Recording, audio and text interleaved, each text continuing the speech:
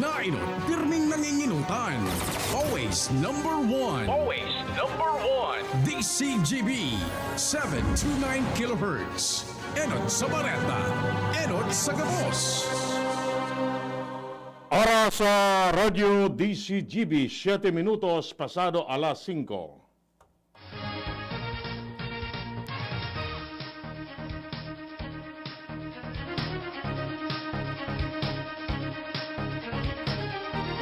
Maray na hapon mga tugang uya po ang mga barata ngunyan para sa aga digdi sa Radio DZGB.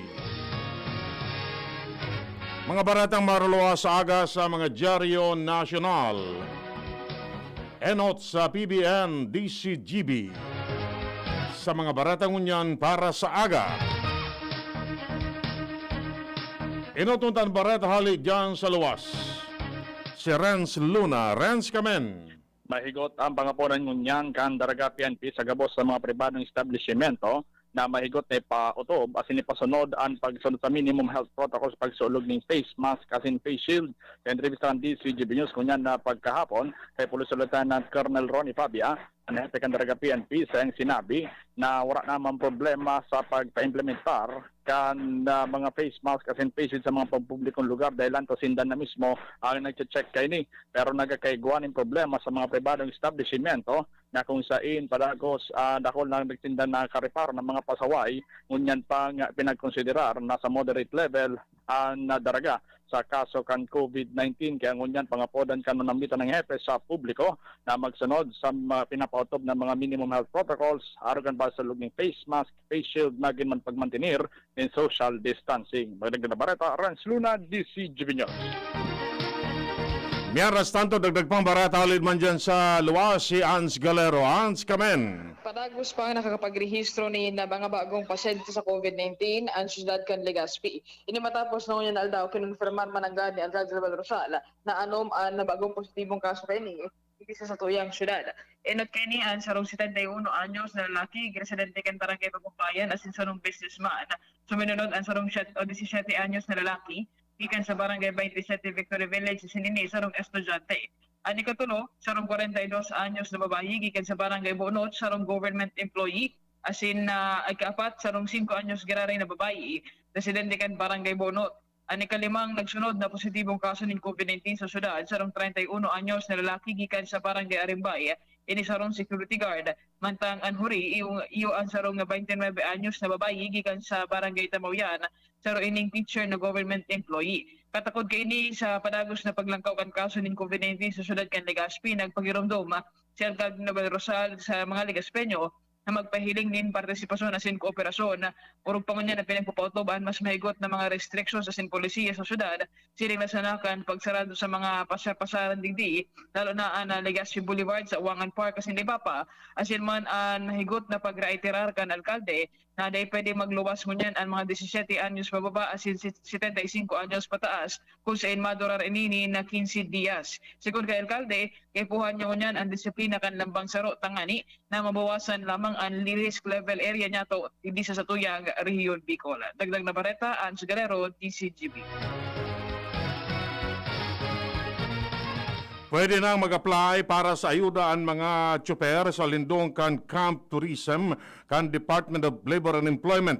Inang tinauan ng paluwanag ni Labor Secretary Bebot Bello sa pagsasabi na mas pinahiwas ninda ang mga sakop kan COVID-19 Adjustment Measure Program o CAMP tanganing mas dakol na beneficiaryo ang matabangan sa tao kan pandemya. Sa sinabi na laog sa Camp Tourism ang transportation sector. Idinugang pa ni Bello na isinabay naman ninda ang mga nawaran ng trabaho sharing sa mga driver, tricycle drivers o maski ang mga tour guides. Hinagad kan Okta Research Team ang gobyerno na magpautob ng mandatory quarantine period para sa mga nagbabalik na Pilipino gikan sa ibang nasyon. Kasunod ini kan report kan French authorities may kinaaraman sa pag-iimbestigaran kaining coronavirus disease 2019 o COVID-19 variant hali sa Western Brittany region na difficile ma-detect sa PCR test. Alagad sa ngunyan, bako pa man ini peligroso o nakakagadan. Sinabi ni Professor Guido David, miyembro kan Octa Research na nakakaalarma ang report kan French authorities, kaya dapat pakusugon ang international travel protocols kan Pilipinas, aro kan pagpautob nin mandatory quarantine period para sa mga returning Pinoys o tourists. Dapat man napakusugon pa kan gobyerno ang contact tracing, asin pakusugon pa ang COVID-19 testing. Nasa 600 milyones pesos pa ang standby fund kan Department of Social Welfare and Development.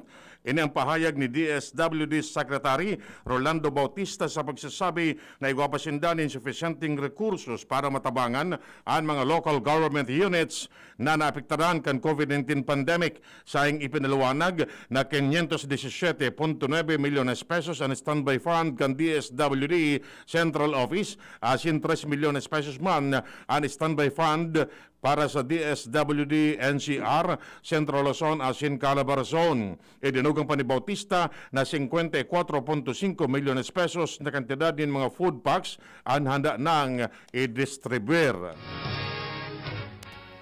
Naghahagad nin audience o meeting kay President Rodrigo Duterte ang Alliance of Health Workers may kinaaraman sa mga problema sa coronavirus disease 2019 o COVID-19 pandemic. Katakod naman ini kan pagpapadara kan surat kan grupo na pirmado nin 24 na union leaders gikan sa Philippine General Hospital o PGH, National Center for Mental Health, Research Institute for Tropical Medicine o RITM, Philippine Heart Center asin iba pa. Tinawanin doon kan healthcare workers na gusto nindang makuha na ang benepisyong dapat nindang akuon apisar kan pagsakripisyo ninda poon pa kan maideklarar ang pandemya. Nag-aapilar man ang grupo nin mahiwasan na recruitment kan health workers na igwang permanent plantilla position dahil sa saindaan haros dain ang paingalo sa trabaho.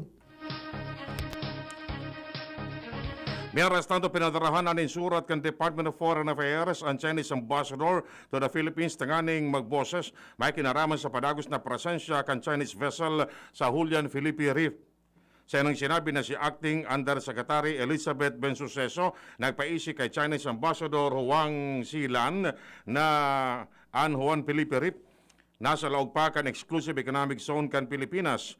Pinarumduman si Wang kan tamang decorum asin manera matapos patikuson kan Chinese Embassy si Defense Secretary Delfin Lorenzana sa pangapudan kini na mag-arali na ang mga Chinese vessel sa Julian Felipe Reef. Inabisuhan kan Department of Health o DOH ang mga COVID-19 patients na daing mag-self-medication asin pag-engganyar sindang magpukonsulta sa medical professionals. Sigun kay DOH Epidemiology Bureau Dr. Alethea de Guzman, pag nag-self-medicate, posibleng ikaraot pa ini kan pasyente. Tinawanin doon ni de Guzman ang importansya kan pagpapakonsulta sa mga doktor bago uminom ng mga bulong para sa mga nakakamati nin sintomas kan COVID-19. Hinagad kan DOH sa publiko na i-avail ang sa indang libreng telemedicine consultation o sa paagi kan telemedicine partners kan DOH. Enot nang nagpatanid ang DOH sa paggamit ng rapid antigen test kits sa harong na daing supervision kan medical professionals. Mientras tanto, sinabi ni Senador Panfilo Lacson na ang kamugtakan kan salud ni Presidente Rodrigo Duterte dapat maisiyan kan lambang Pinoy.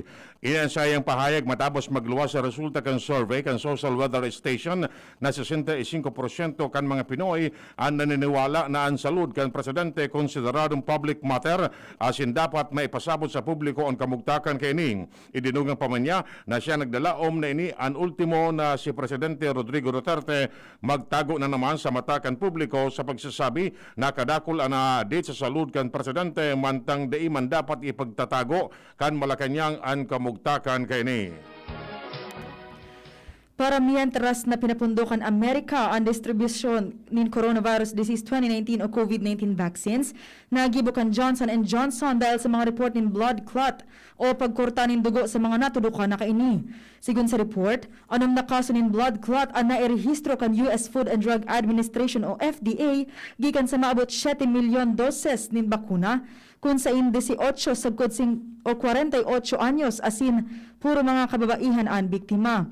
Tinawanin doon kan US FDA na pigrekomendar nindaan pagpundo para mientras sa Johnson & Johnson vaccine bilang precautionary strategy kan kumpanya matapos makonfirmar na sarong pasyente ang nagadan dahil sa namatay na blood clotting complications mantang saro man ang nasa critical na kondisyon. Pebrero 27 kan aprobaran kan Amerika ang paggamit ka na sabing bakuna na pigsasabing marahay kumpara sa Pfizer Biotech asin Moderna.